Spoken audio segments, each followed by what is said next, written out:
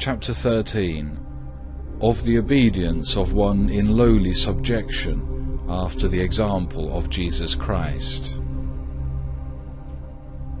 My son, he who striveth to withdraw himself from obedience, withdraweth himself also from grace, and he who seeketh private advantages loseth those which are common unto all.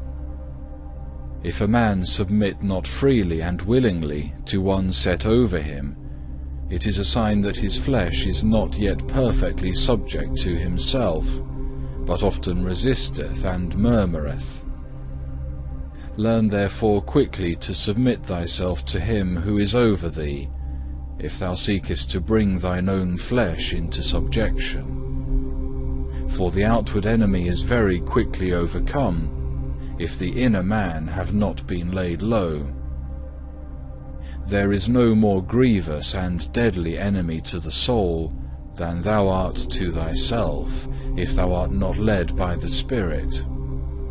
Thou must not altogether conceive contempt for thyself, if thou wilt prevail against flesh and blood, because as yet thou inordinately lovest thyself. Therefore thou shrinkest from yielding thyself to the will of others.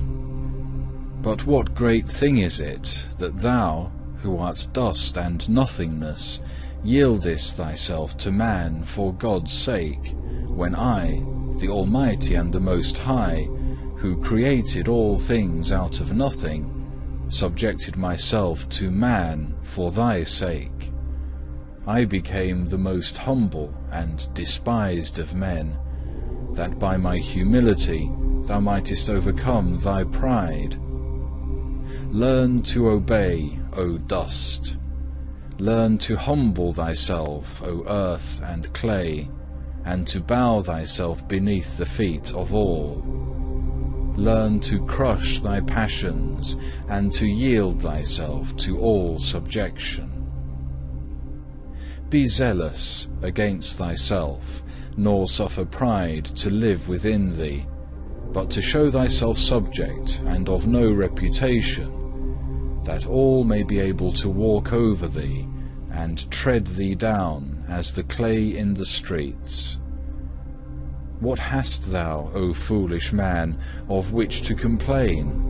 What, O vile sinner, canst thou answer those who speak against thee, seeing thou hast so often offended God, and many a time hast deserved hell?